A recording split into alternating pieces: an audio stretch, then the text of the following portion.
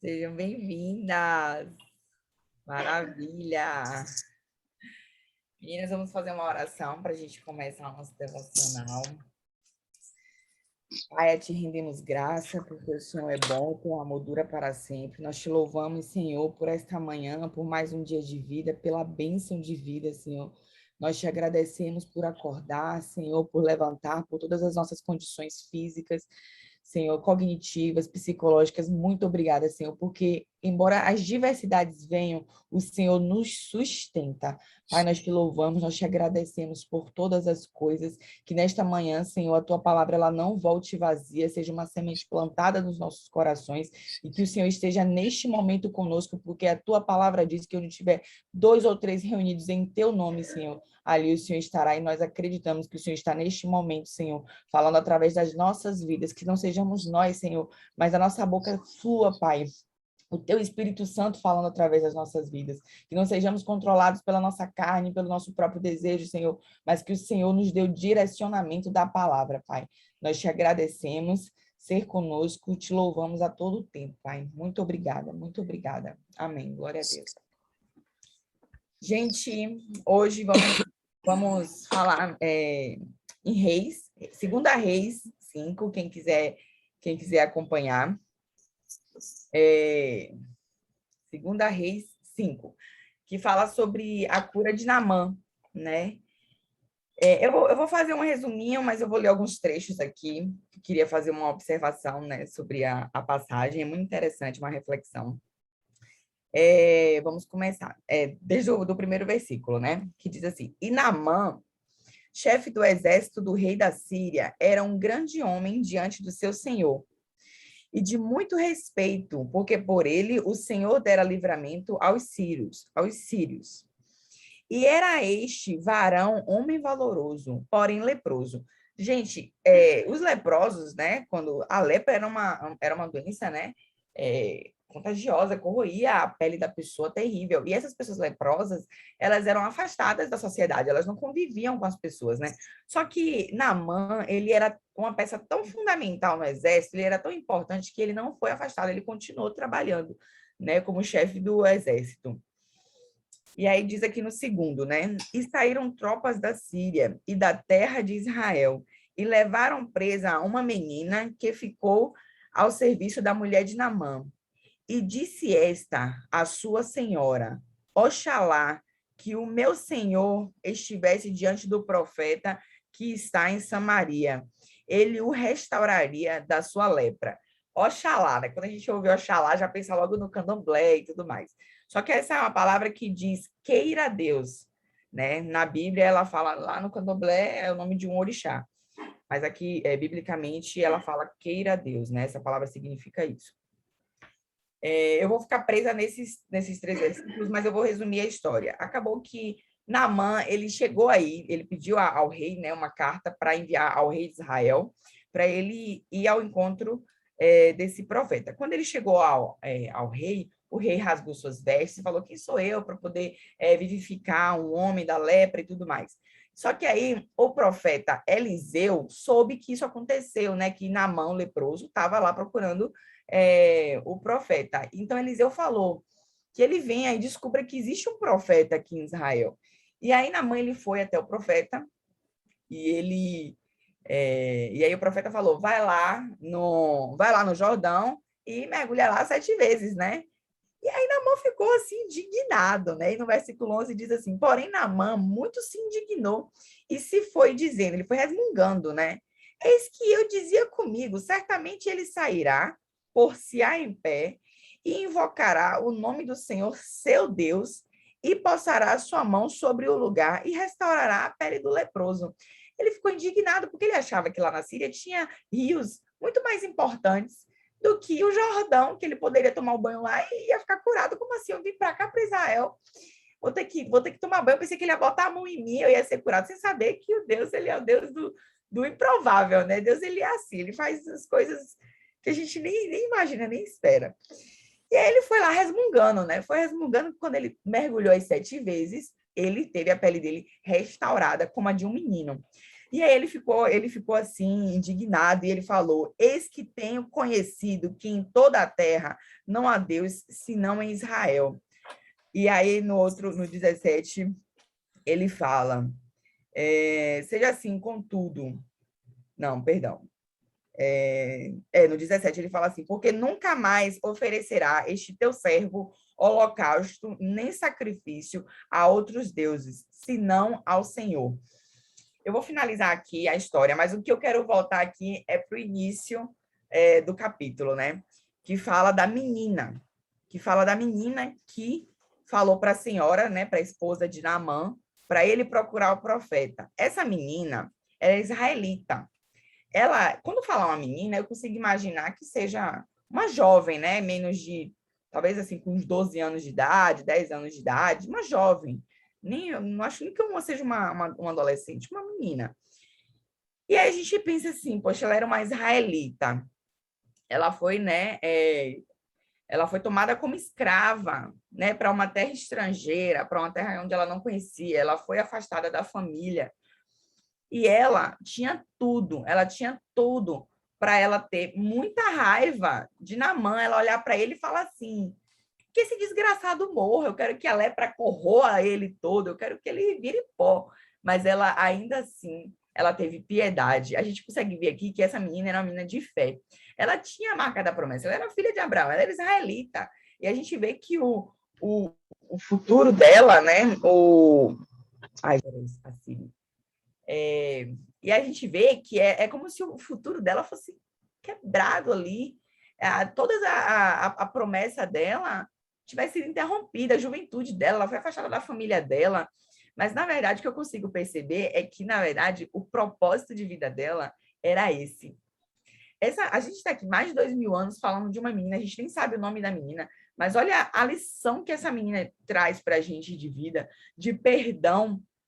Gente, quem é que teria essa maturidade, esse quebrantamento mesmo de ser uma menina, de ser uma jovem, ser tomada de sua família e para um outro país, ir para um outro lugar por uma pessoa que te feriu e você ainda ter a capacidade de falar que ele vai, procure o profeta, que ele vai ser curado. A gente consegue ver a fé dela. Ela poderia estar reclamando de Deus, não, que eu fui tomada, porque Deus permitiu isso, eu não acredito mais no Deus, mas não, a fé dela, uma menina jovem, a gente consegue ver a tamanha fé dela, de que ainda assim, por mais que ela estivesse passando por aquele processo, o Deus que ela servia ainda tinha o poder de curar e restaurar a vida de uma pessoa que era ruim, né? Porque ele não, a gente vê aqui que no 17 fala, né, que ele ou nunca mais oferecerá ao teu servo holocausto nem sacrifício a outros deuses. Então a gente consegue perceber que ele não servia ao Deus de Israel. Ele não servia ao nosso Deus. Ele era um homem que servia a outros deuses. Então, assim, depois disso, depois da cura dele, ele se voltou para o Deus de Israel. Então a gente consegue ver que essa menina, por ela não ter guardado mágoa, ressentimento, ódio, né, por essa castração que aconteceu na vida dela, ela conseguiu ganhar uma vida, a cura de um homem, a cura física e a cura espiritual de Naamã. Imagina, e Naamã, ele era um homem muito valoroso. Naamã, ele era um homem, né, de muito respeito, era um chefe do exército. Imagina quantas vidas poderiam ser impactadas pela vida de Naamã também. Esse era o propósito de uma menina, uma pessoa improvável. Gente, eu fico pensando assim, o quanto Deus ele faz, né? Pega coisas assim que a gente nem espera. Às vezes a gente vê assim, ai, mas o pastor fulano de tal, Deus vai usar muito ele, mas às vezes Deus pega uma senhorinha que está ali, que ninguém nem dá nada por aquela pessoa, e é ela que chega e detém ali o milagre que o Senhor colocou, né? É um propósito da pessoa. Eu vejo isso também com a multiplicação dos peixes, né? Foi um menino, era um improvável, um menino que chegou lá, né, com os pães e os peixes e houve a multiplicação, um milagre. Então Deus ele não usa o que a gente já vê, o que a gente que acha que é provável, é o improvável mesmo. Mas para mim aqui a maior lição dessa palavra é o perdão. Quantas pessoas ferem a gente? Às vezes a pessoa fala uma coisa assim tão boba, mas a gente toma aquilo ali para a gente se fere, a gente se magoa. O quanto que a gente anda ferido, né? O quanto que a gente anda sensível para as coisas, mas a gente não tá às vezes a gente não deposita a nossa fé verdadeiramente no Senhor, a gente não busca entender os processos, o motivo das coisas que a gente tá vivendo, né? O propósito daquelas coisas. E eu destaquei aqui alguns versículos, né, sobre o perdão, né? Lá em Marcos 11:25 diz assim: E quando estiverem orando, se tiverem alguma coisa contra alguém, perdoem-no, para que também o Pai Celestial perdoe os seus pecados. Mas se vocês não perdoarem, também o Pai que está no céu não perdoará os seus pecados. Então, assim, um dos mandamentos mais importantes é amar o próximo como a si mesmo. Aí você se pergunta, mas uma pessoa me feriu, um marido, ele me traiu a minha confiança, como é que eu vou amar ele? Como é que eu vou perdoar, sabe? Eu tô ferida, tô magoada. Gente, é muito difícil, mas quando a gente busca, né, o Espírito Santo, ele trata a gente de uma forma que é inexplicável. É algo que vem de dentro para fora. É uma transformação verdadeira, transformação do nosso coração, das nossas emoções, da nossa mente. Ele renova a gente de uma forma que só ele faz. E assim, eu entendo que amar o próximo não significa gostar. A gente pode amar, a gente deve amar todas as pessoas. Mas não necessariamente a gente deve gostar de todo mundo. O que é o amor?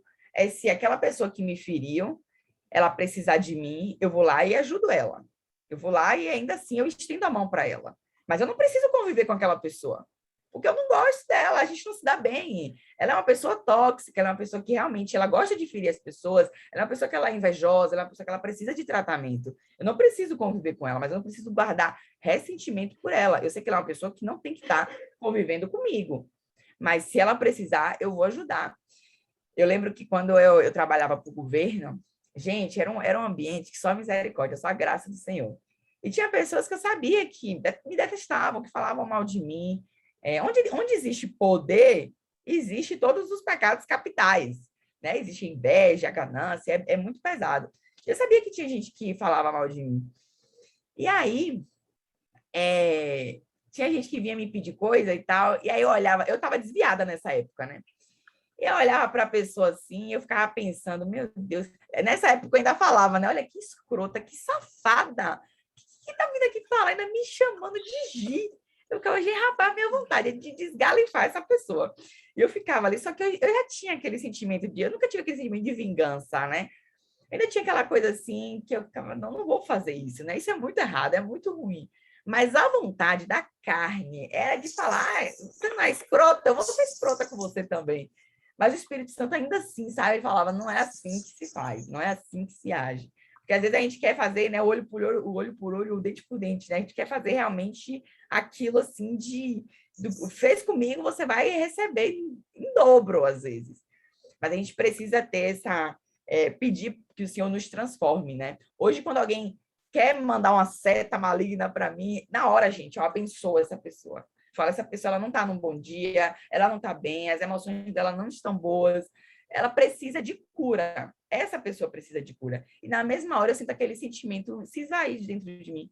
Hoje eu digo assim, eu não tenho ressentimento com ninguém, não tenho mágoa com ninguém, porque é dessa forma que eu combato, né? Então, assim, a gente precisa ter as nossas armas para combater determinadas coisas. Então, quando alguém vem com a seta, que às vezes não é nem intencional, às vezes é intencional, mas às vezes não é. Aí você pega e fala assim, não, abençoa a vida da pessoa. Porque a gente precisa perdoar. Olha só o destino desse homem. Gente, uma ovelha é muito mais importante para Deus do que todo um rebanho. A sua alma, a sua vida é muito importante para Deus. Olha só o que foi que aconteceu nessa história. Uma menina, uma jovem, ela foi tomada como escrava e ela fez história. Ela, ela ajudou, né, o homem, né, o Naamã, na cura física e na cura espiritual dele. E imagina só, não dá continuidade, né, a história, mas imagina só esse homem impactando a vida dos homens do exército dele, né, que ele comandava. Olha só quantas vidas foram alcançadas, né, devem ter sido muito provavelmente alcançadas por conta de uma menina, por conta de um propósito, por conta de um perdão que essa menina ela teve, nessa genuidade dela.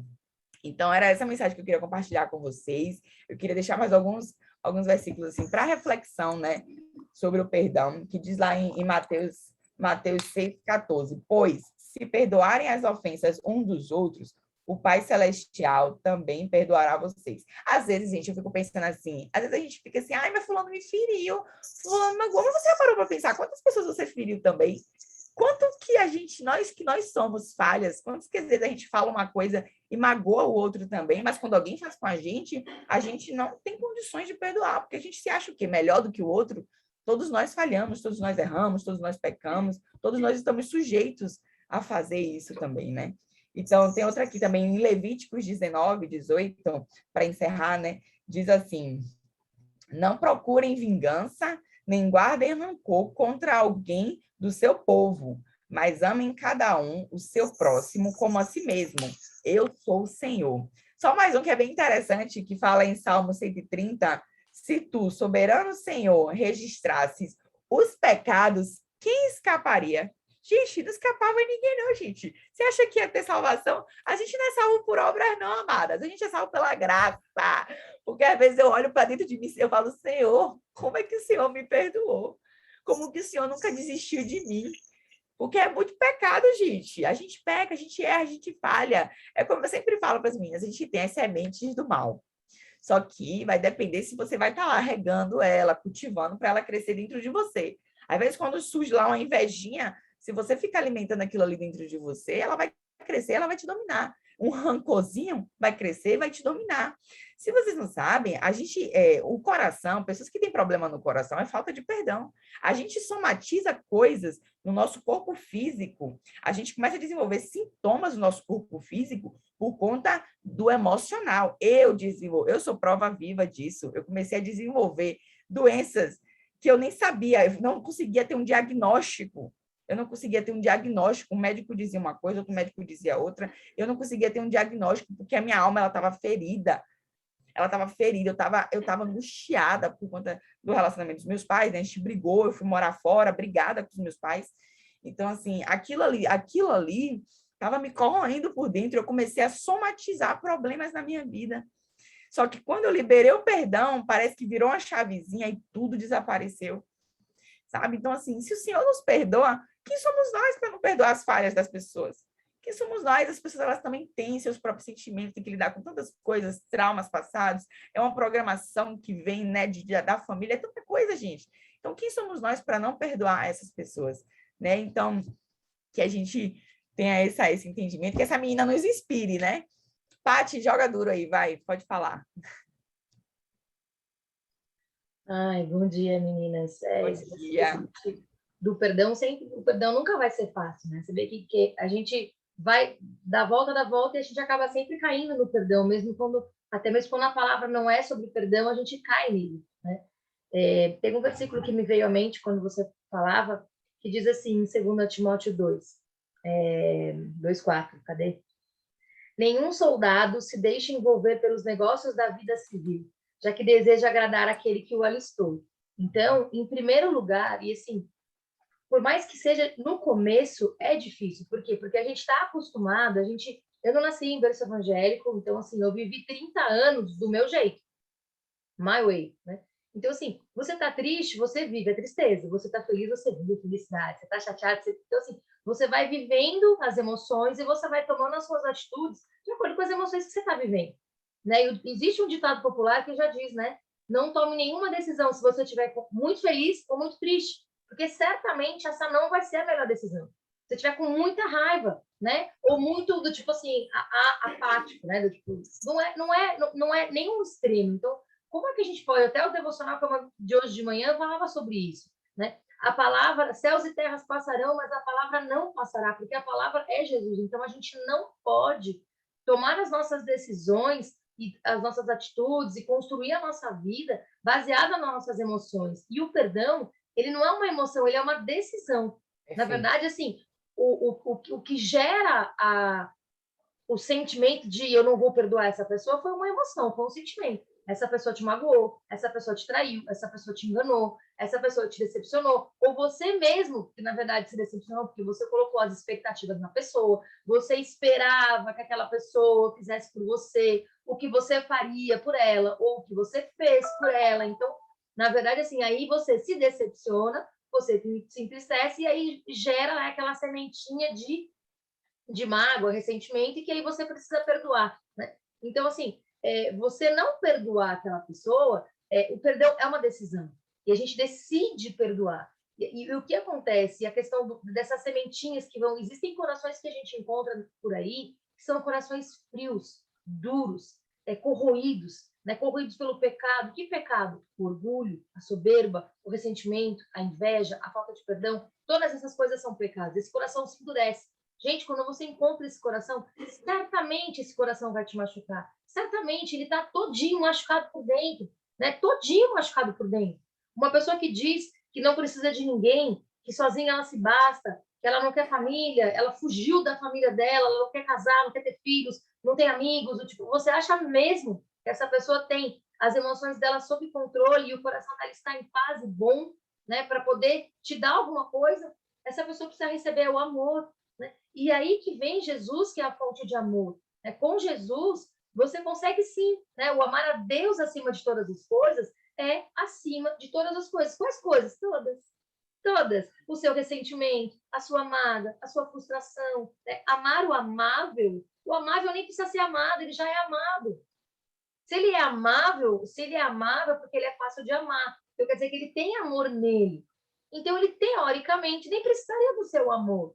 A nossa fonte de amor, que é Jesus, que a gente se volta para ele, é para que a gente possa amar o inamável, né? O imperdoável, aquele que não é fácil de amar. E a vida fica mais fácil quando a gente consegue chegar nesse estágio. Por quê? Porque, filha, é Deus que vai nos amar. O amor 100% do tempo. E outra, não quer dizer, mas seu marido, o seu pai, a sua mãe, seu melhor amigo, o seu filho, que é amável, não vai ser amável 100% do tempo. 7 dias na semana, 30 dias no mês, 12 meses no ano, não vai ser. Em algum momento da vida, do dia, da emoção, do sim, do não, do vai para lá, vai para cá, essa pessoa não vai estar a fim de chamar, não vai estar a fim de ser gentil, ou vai estar cansado, enfim, e dali não vai vir amor. E aí vai criar um ressentimento aqui. Vai criar quando eu estava cansada, eu fiz isso. E agora ele está cansado e nem me ouve. Então, assim, isso vai gerar o quê no seu coração, no meu coração, no nosso coração? Nada de bom. Nada de bom. Então, quando a palavra diz para que a gente ame a Deus acima de todas as coisas, para que a gente ame o próximo como a nós mesmos, a gente precisa estar cheio de amor de Deus dentro de nós, para que a gente possa amar o outro como Jesus nos ama. Então, e como a gente faz isso? Devocional, busca da palavra de Deus, estando com Ele. Para quê? Para que eu tenha amor de sobra na reserva do meu tanque para derramar sobre aquela pessoa. Vai ser fácil? Não, mas é aquilo que ele fala nesse versículo. Um soldado, em primeiro lugar, vem o Senhor. E isso faz com que a nossa vida se torne mais fácil. Por quê? Porque o nosso coração fica limpo. Ele não vai guardando esses ressentimentos, ele não vai guardando, ele não vai acumulando coisas que vão corroer o nosso coração e corromper o nosso coração. Então, o soldado, quando ele fala do soldado, é como um soldado civil, né? Quando ele não se deixa, um soldado civil, ele não se deixa envolver com as coisas do civil, ele está em guerra. Então, quando ele sai, ele não quer, é que hoje minha esposa não fez o café. E não existe isso. Você está em guerra e nós também. Então, as nossas emoções, mas eu não gosto tanto, foi o que a gente falou. O gostar é opcional, o amar é opcional. O amar é dever, é mandatório, é amar. E o gostar? O gostar não, você escolhe. Você não vai passar o ano novo com todo mundo. Você não vai sair para almoçar com todo mundo. Você não vai. Aí são escolhas. E aí é de acordo com o relacionamento. É o que você tem mais a ver com você, com quem você vai combinar de viajar, com quem você vai combinar de passar o final de semana, sair para almoçar. Isso é o gostar. E aí tá tudo bem. Não quer dizer que você não gosta da outra pessoa. Não quer dizer que você odeia a outra pessoa. Eu nunca tive isso. Nem quando eu era do mundo, nesses 30 anos, eu nunca tive ódio, vingança, querer fazer coisas, falar mal. Não, eu sempre fui muito na minha, caminhando, então eu nunca vivi isso. Mas eu sei que tem pessoas que vivem muito sério, isso chega a corroer, e ficar ali uma coisa que gera câncer e a pessoa acaba morrendo de tristeza, né? Então, assim, o cuidado que Deus tem conosco em nos dar o direcionamento dele, a palavra dele, é para que a gente não se prejudique, sempre pensando em cada um de nós como um indivíduo, filho, amado. Então, teve um caso, por exemplo, recentemente, estava antes do devocional falando com uma amiga que está na Bahia, está em Salvador, está lá em Salvador, está aí, ela está travada, está toda. E aí ela falou assim, Paty, que incrível, né? Pessoas que, às vezes, você ouvia o nome e causavam desconforto, né? Porque o perdão existe, mas às vezes causa um desconforto, né? Você fala...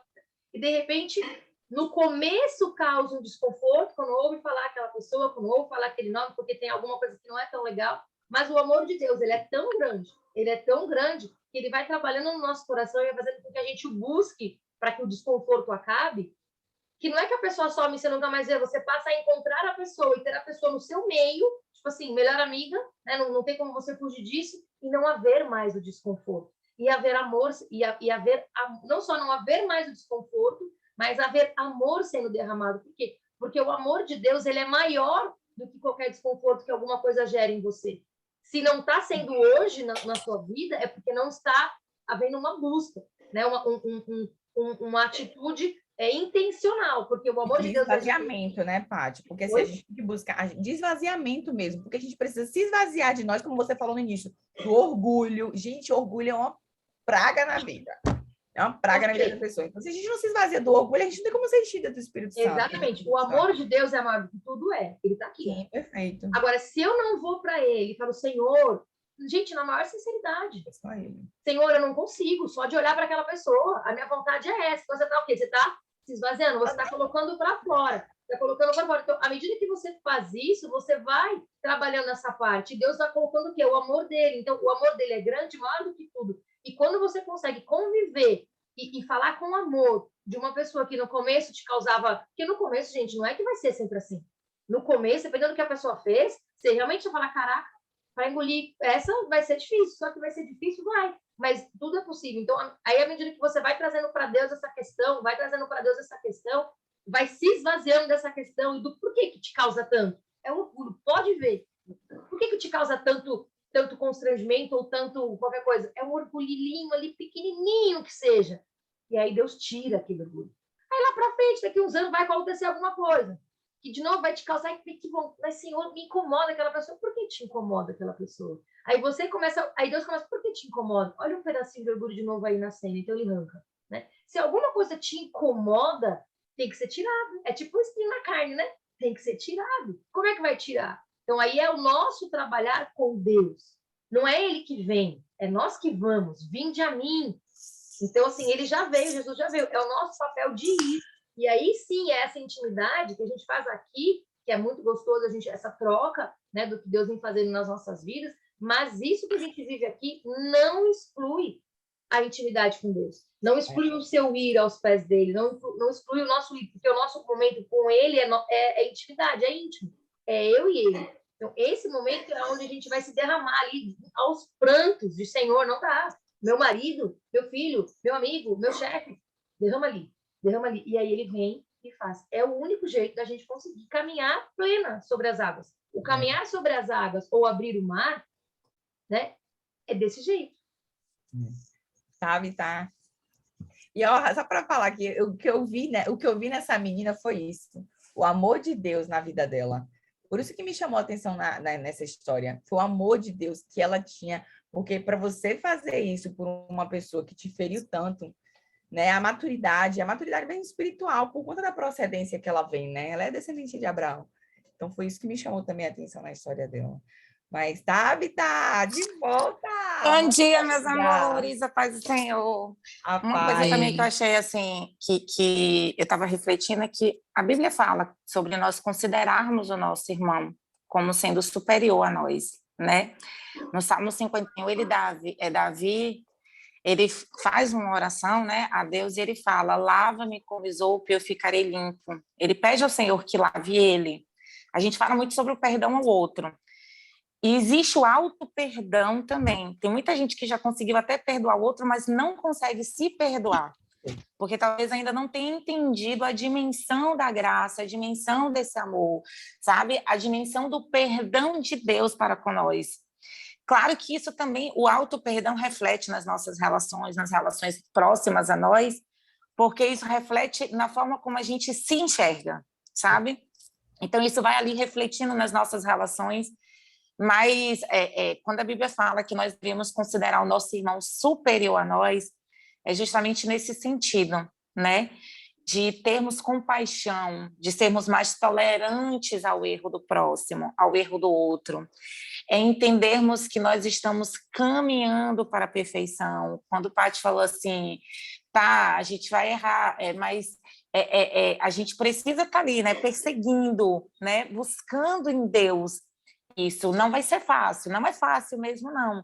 Mas a gente precisa estar perseguindo essa mudança, esse esvaziamento de nós, esse preenchimento de mais de Deus, né? Entendermos que não será fácil, não é fácil, mas em Cristo nós podemos, em Cristo nós, assim, e por mais incrível que pareça, não existe nenhuma explicação na lógica humana para aquilo que a gente consegue quando a gente está em Cristo, porque para as pessoas o perdão é uma coisa de outro mundo, não existe, é coisa de besta, mas o quanto a gente se sente pleno quando a gente vive aquilo que é princípio, né? Aquilo que é mandamento de Deus, o quanto a gente realmente vive a plenitude daquilo que Ele tem para as nossas vidas. Tem uma coisa legal, Gi, que você falou aí. Oi, desculpa. Não, você quer falar? Pode falar, fale. Fala, pode falar. Não, pode falar. Não, para falar. A minha ficou levantada, eu vou até abaixar. Fale. A minha ficou levantada, vou abaixar aqui. Então, mas uma coisa muito bacana que tem isso de... Como é que eu tiro a mão? Tirou. Que tem esse lance do que Deus se preocupa com o nosso coração, né? Por isso que ele fala, dai-me o teu coração, né? Para que a gente todo o tempo, que é do coração. A boca fala que o coração está cheio. Então, se você não consegue derramar palavras de amor, é porque, de fato, seu coração não está bom. Então, por isso que ele fala, dai-me o teu coração, né? E, assim, como você falou, quem era o rei? A única maneira da gente dizer, né? Temos que ser um, a música do Fernandinho, que é uma palavra da Bíblia, né? Temos que ser um como o Pai em Cristo é, para que todos aqueles creiam que Ele nos enviou. Então, a única maneira das pessoas crerem que existe um Deus, que é maior do que tudo, que existe um Deus real. Eu estava com meu amigo ateu essa semana, ele falou, eu não posso provar. Ele falou, eu não disse... Gente, ateu, um amigo que eu passo o dia junto. Eu não disse que Jesus não existe, porque eu não posso provar que ele não exista. Eu creio com toda... Ele falou, você crê com toda a convicção de que tudo que está na Bíblia é verdade? Você não pode mentir. Eu falei, sim. Então, assim, eu não tenho dúvidas de que Jesus existe. Eu nunca tive dúvidas de que Deus existe, porque eu nasci numa família católica e Deus nunca me colocou nessa prova de, Deus não existe. Eu nunca vivi isso. Mas eu sei que tem pessoas que, mesmo nascendo em famílias assim, se deparam com situações que elas se colocam, tipo assim, será mesmo que Deus existe? Se Deus existisse, né? E ele, como ateu, ele não crê que Deus existe, mas ele não pode provar que Jesus não existe, porque ele não tem como provar isso, né? E qual que é a maneira que pessoas têm a certeza de que, cara, ateus que viram cristãos, gente. O ateus eu não creio que Deus existe, eles tornam cristão, eles tornam como Cristo. Isso é muito forte, mas como que isso aconteceu? Como que alguém que acreditava que Deus não existia se torna um cristão, um cristinho, um Cristo na Terra? Quando ele se depara com alguém que é a imagem e semelhança de Cristo, quando ele se depara com alguém que tem um amor ali, porque é o amor, gente. Deus amou, começa ali, Deus amou o mundo de tal maneira. Jesus morreu por amor. É o amor maior que todos, é o amor incomparável, o amor inexplicável, o amor inesgotável. Então, é o amor que marca as nossas vidas, é o amor que é irresistível, é o amor dele que mudou as nossas vidas. Então, é o amor dele, através das nossas vidas, que vai impactar uma vida, ao ponto dessa vida falar, cara, não é possível. Eu destratei essa pessoa, eu fiz isso com essa pessoa, eu não sei o quê, não de propósito, às vezes porque é tudo que ela tem para te entregar. Não é que ela vem de propósito fazer isso para você, mas aquilo é o que ela tem ali. Ela não tem outra coisa para te entregar, é um porco espinho. Onde você encostar vai machucar, porque é só espinho aquela pessoa. Mas o amor tira espinho por espinho. Vai machucar às vezes? Vai, mas você sabe onde cura. Você vai lá e cura. Você vai machucar a hora que mexe num porco espinho, a hora que vai tirar espinho. Quem já viu um cachorro que mordeu um porco espinho? O ouriço do mato. Ele fica todo cheio de espinho aqui. Você, para tirar um por um, acaba que se machuca. Mas você sabe quem cura. Você tem a cura. E você vai lá e se cura. E você volta para continuar tirando o espinho. E tirando o espinho. Até o ponto daquela pessoa ver que existe um amor que não é dela.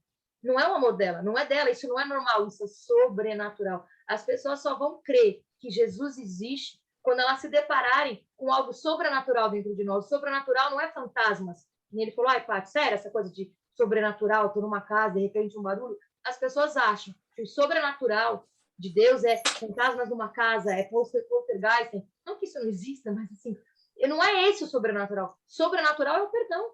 Sobrenatural é algo além do natural. Então, sobrenatural é um amor incondicional. Esse é o sobrenatural que importa para Jesus. Não é um mistério na terra girando e piriri porará um sapatinho de fogo. Né? Então, isso é o mais importante.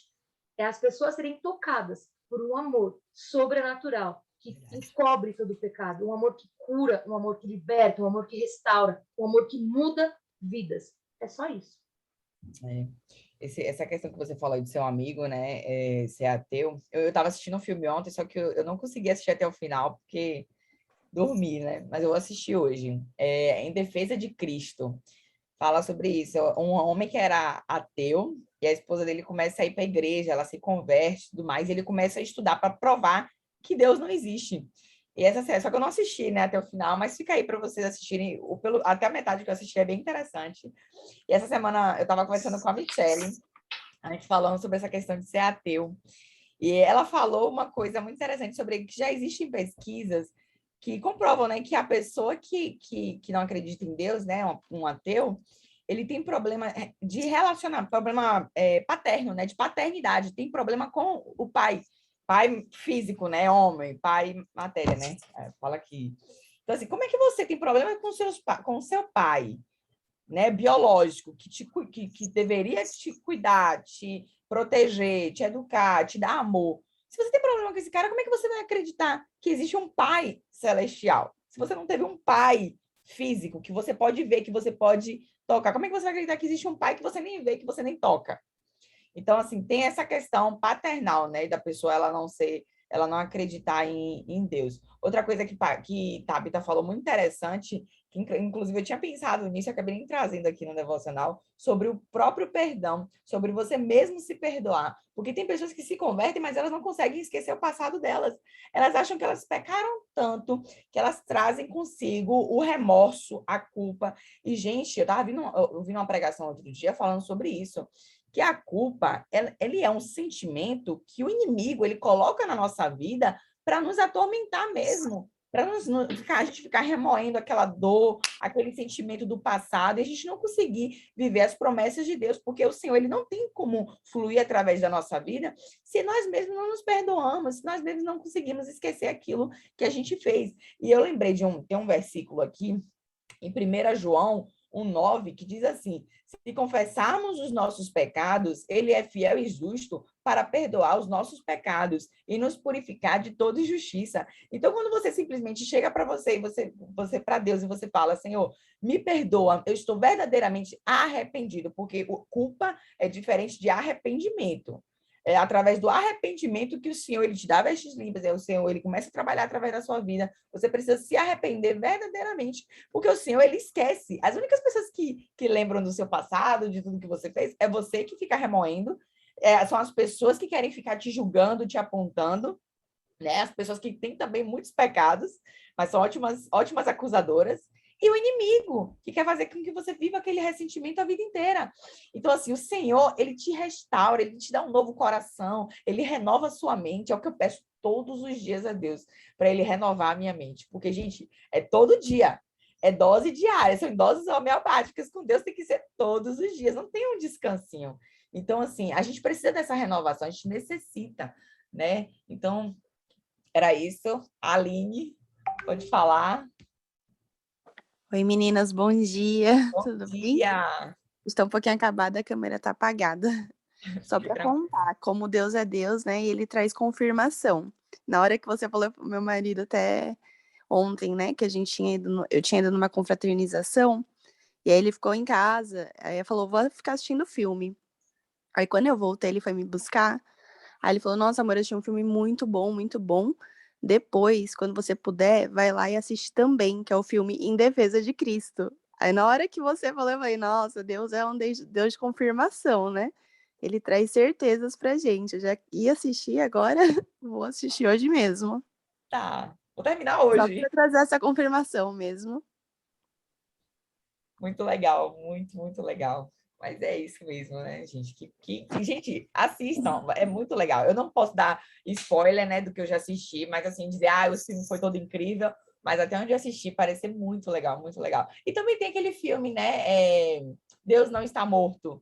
Deus Não Está Morto. Tem um que acho que é o 2, que o professor, ele também teve esse problema com o pai dele também, então ele não conseguia aceitar. Até que um aluno ele foi e argumentou e tudo mais, enfim. É muito interessante também. Esse Em Defesa de Cristo, eu estava tentando lembrar de um filme que eu estava até, não lembro agora com quem eu estava falando, que era sobre isso, que era um casal. Ele acho que era professor da universidade, e a esposa, e ele é ateu, muito inteligente, né? Ele é jornalista. E aí ele fazia um jantar na casa dele, a esposa dele cristã, e ele, tipo, debochava dela na frente dos amigos. Tem essa cena? Não. Esse ele é jornalista. Ele é jornalista? Ele é jornalista. Que tem um filme que eu estou tentando lembrar, que essa mulher, ela é cristã, e aí o marido dela ateu, ou não sei se ele deixou de crer, não lembro agora a história.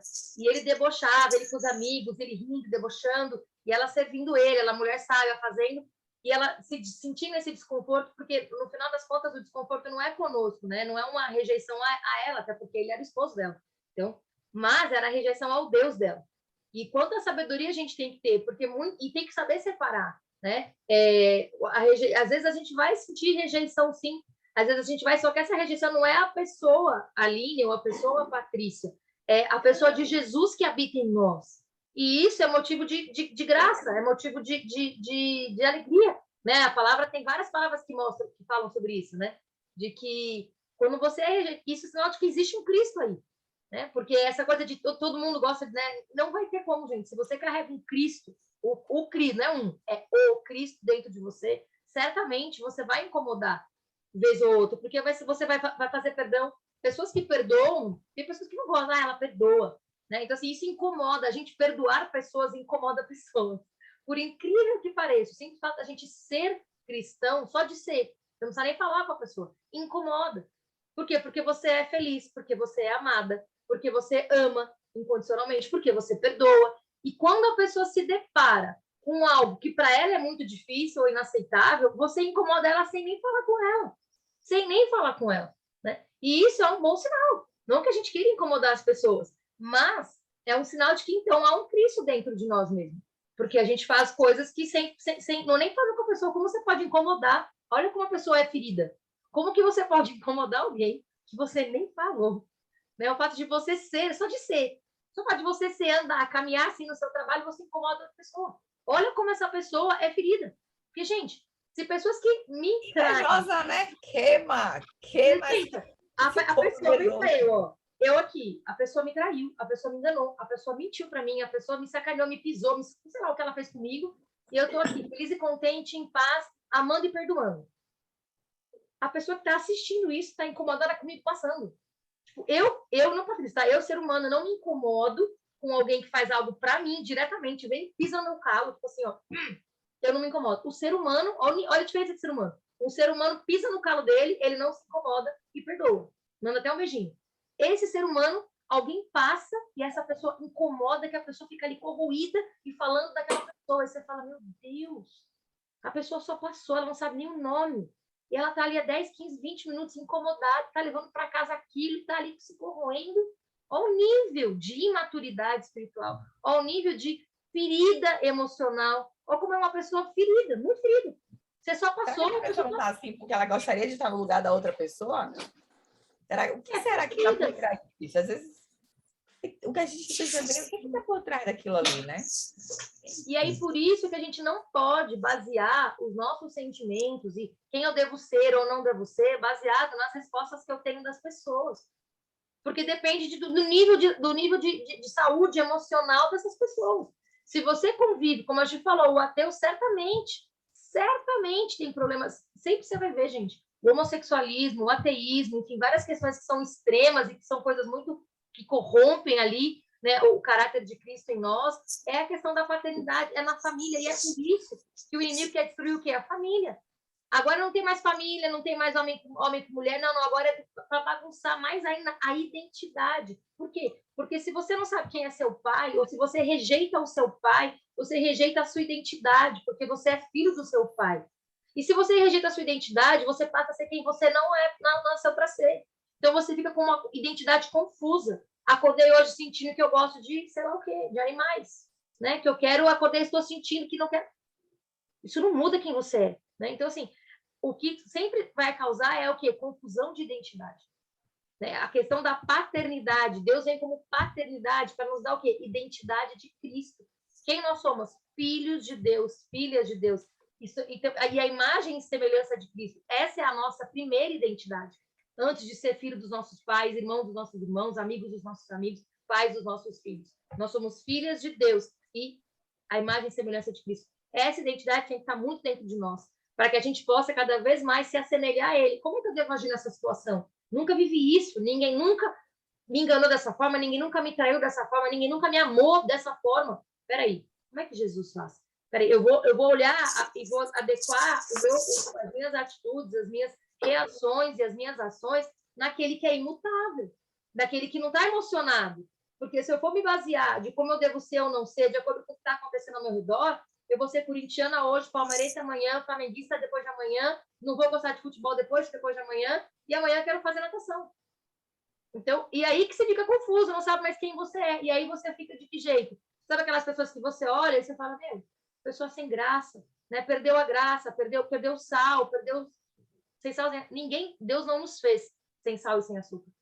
Pelo contrário, nós somos luz do mundo e sal da terra. A gente salva o lugar, né? Então a gente muda, a gente ilumina o lugar. A gente traz luz, a gente traz paz, a gente traz alegria. Essa é a nossa identidade. A identidade de Cristo é a nossa. Então, é para ele que a gente tem que olhar para saber como que a gente deve ser. Não é olhar para o outro. O outro é uma referência na terra. Legal, bacana. Ter uma pessoa aqui, né? Nós somos aqui irmãs em Cristo. Mas, assim, em primeiro lugar, a gente erra. Cristo não. Então, olhar para pessoas e se ter como referência é muito bacana. Faz bem. Mas sempre colocando um filtro de Cristo. Porque se em algum momento eu, você, agir, seja quem for, fizer algo que não é a imagem e semelhança de Cristo, e você estiver se igualando, você vai acabar fazendo e repetindo um erro que também vai te levar para um lugar que não é onde Deus te quer. Então, ele é a nossa referência sempre de como devemos agir. Nunca se esqueçam disso. Não se espelhem nas pessoas. Olhem para Cristo. Uma coisa interessante é que quando a gente mexe realmente no reino espiritual, as coisas mudam, né? Eu sempre no trabalho, eu nunca orei pelas pessoas eu não orava pelas pessoas do meu trabalho, né? Do trabalho atual. E era algo existia, tipo assim, que legal, tá, então não sei o que, aquela agonia toda. Só que aí Deus começou a me incomodar, e me incomodar muito, tipo assim, você não está lá por acaso, e crente não vive de acaso, né? Existe um projeto para cada lugar que eu coloco, e eu quero as pessoas do seu trabalho. Comece a orar nesse sentido. E eu comecei a orar nesse sentido. E aí começaram a surgir desconfortos bestiais, assim, sabe?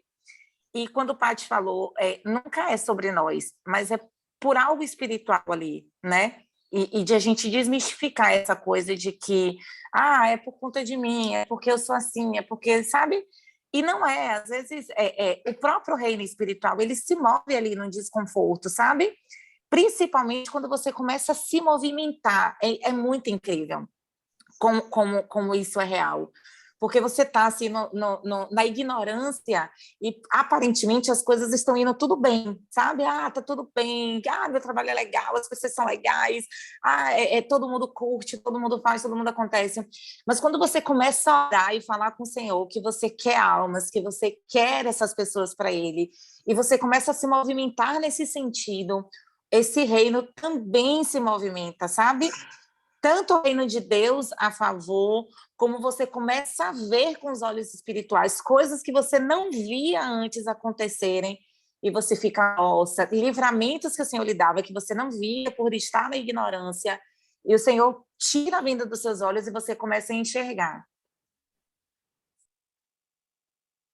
Perfeito. Amém. Amém. Começa a enxergar, né? 27 horas já. Desperta, ó tu que dormes, diz a palavra, né? Amém. Vamos encerrar, 7 horas. 6h59. Gente, é uma bênção estar sempre com vocês, viu? Eu amo demais. Que Deus abençoe a vida de cada um de vocês. Vamos fazer nossa oração de encerramento e entregar o nosso dia, né? Pai, te louvamos, te agradecemos por este momento de comunhão, Senhor. Nós te agradecemos pela vida de cada uma que está aqui, de todas que estiveram presentes.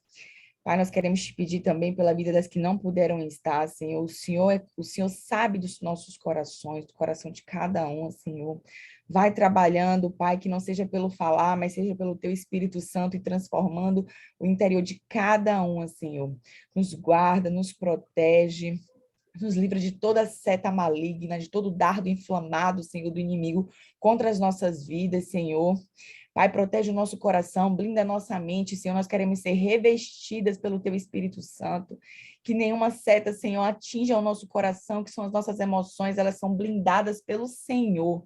Que nenhuma pessoa que viesse, Pai, nos entristecer, nos ferir de alguma forma, Senhor, nós sejamos afetadas, porque nós temos a nossa mente renovada pelo Teu Espírito Santo.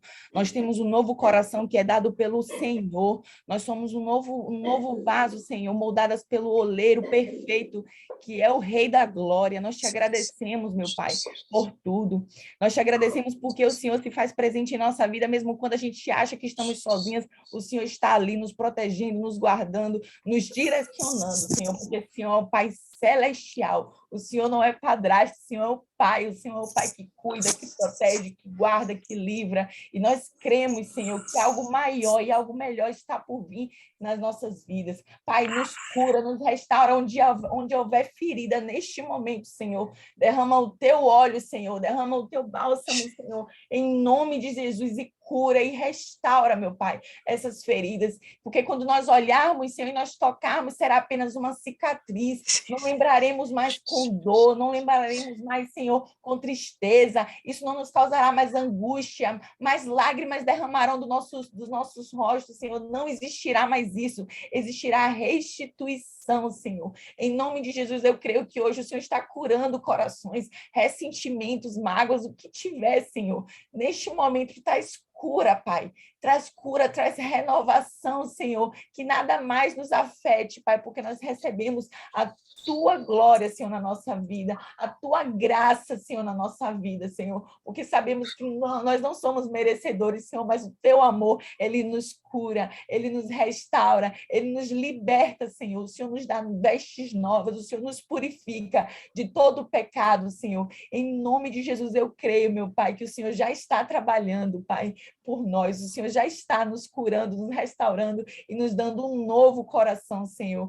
Muito obrigada, Jesus, nos guarda, que esse fim de semana seja um fim de semana maravilhoso para cada um que está aqui, Senhor, e que cada vez mais, Senhor, a gente tenha intimidade com o Senhor, para descobrirmos o que está no seu coração para cada uma de nós, meu Pai. Que esse devocional ele se estenda para a nossa casa, para o nosso lar, para o nosso quarto, que a gente tenha cada vez mais, Senhor, intimidade contigo, para ouvir o teu falar, que o nosso coração, Senhor, seja simplesmente uma conexão direta ao teu, para a gente entender o teu propósito, Senhor, que foi concebido antes mesmo, Pai, de nós virmos ao mundo. Senhor, nos mostra o que o Senhor tem para nós, Pai.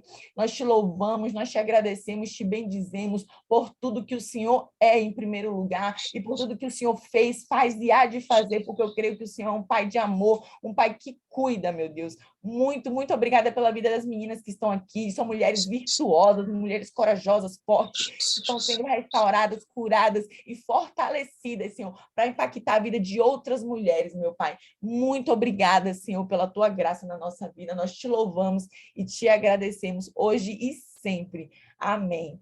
Meninas, beijo, que o Senhor esteja com vocês. Um ótimo fim de semana. Um beijão. Olha a Esté aí, ó. Olha a Esté aí, a mulher sábia. Ei, Esté. Gente, um beijão, meninas. Deus abençoe, tá? Segunda-feira estamos de volta aí, Paty trazendo a palavra. E é isso.